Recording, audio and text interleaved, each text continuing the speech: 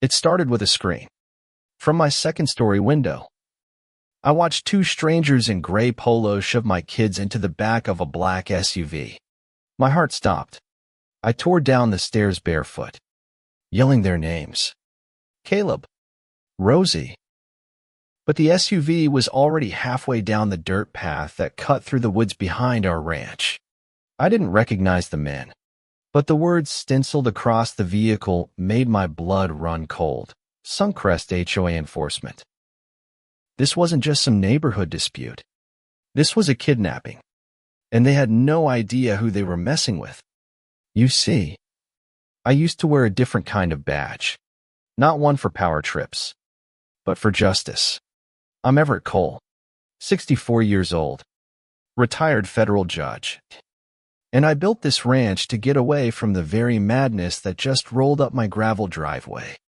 I called the sheriff immediately, but the line cut out. Then the landline went dead. Power blinked off in the barn. That's when I knew this wasn't sloppy. It was planned. And at the center of it, Audrey Lang, the ruthless president of the Suncrest HOA. This wasn't about dues or fence colors. It was about land. My 80-acre property bordered Suncrest Estates, a developer-happy HOA determined to annex every inch of rural land to boost their property values. I refused, and for that, I became a target. It started months ago. Letters in the mailbox, fines for non-existent violations, and threats wrapped in passive-aggressive neighborly charm. Audrey even came to my door once in a pastel suit and pearls, chirping about community harmony. When I told her to take her clipboard and shove it, her smile faltered just enough to show her teeth. I thought it was over then, but Audrey doesn't like being told no, especially not by someone she can't control. Then weird things began to happen. Tire tracks through my pastures. My barn doors left open.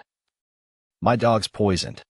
I installed cameras, but someone kept disabling them. Then one Sunday morning, my twins went to fly their drone over the fields and never came back. I saw everything on the backup feed. The SUV, the fake badges, Audrey in the passenger seat, smirking like she just closed a deal. That was the moment the judge and me died, and the father took over. I tore open the safe in my study and pulled out two things, my old sat phone and my federal ID. I dialed an old friend, Tessa Monroe, former U.S. Marshal. She answered on the first ring. Everett?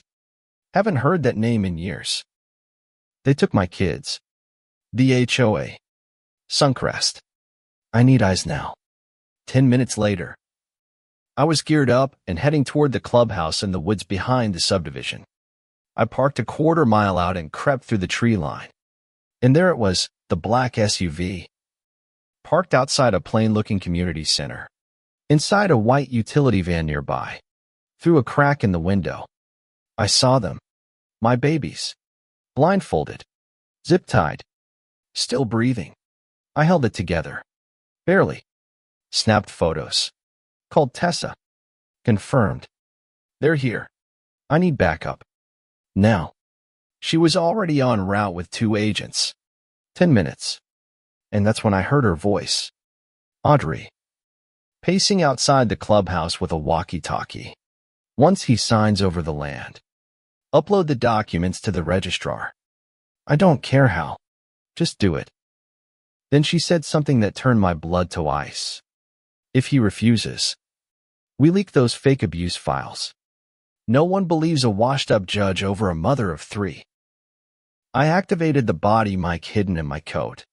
Her confession went live, straight to the satellite feed. I stepped out from the trees. Afternoon. Audrey. I'd say you're in contempt. She froze. Smiled. Mr. Cole. You're trespassing. And you're kidnapping. Let's see who wins that argument. 2 men burst from the clubhouse in tactical gear labeled HOA protection. One tossed me before I could draw. I woke up in a damp basement, tied up, gagged, and surrounded by mildew and gasoline. But I wasn't alone. My kids were there, whispering, crying. Audrey came downstairs like she was hosting a brunch. You should have played ball, Everett. But now? Now you're just another old man in the way of progress. She left, but she made one mistake. She didn't check my code. The sat phone was still transmitting. Tessa and her team were listening to everything. 10 minutes later, they breached the building. I managed to cut myself free using a rusted metal shelf. Broke down the flimsy door. Found the kids upstairs, still tied up in a storage room. We were escaping when Audrey tried to flee out the back. I chased her right into a wall of federal agents. She dropped to her knees crying. It wasn't supposed to go this far, but it did. And it wasn't just her. In the basement, agents found a hidden room full of forged deeds, blackmail files, and plans for a massive luxury resort called Project Haven. My land was the crown jewel. Developers, officials, judges, they were all in on it. But thanks to that sat phony and my refusal to be intimidated blew the whole thing wide open. Audrey is now facing 30+ years. The HOA has been dissolved. And the ranch? We renamed it Freedom's Edge. Because that's what we were standing on. The edge of losing everything. And we chose to fight back. So let me ask you, if your HOA came for your land, your family, your future, would you fight back too? Drop your thoughts in the comments. And let me know where you're watching from. This fight isn't just about property lines. It's about power. And the people who dare to say no. Don't ever forget that.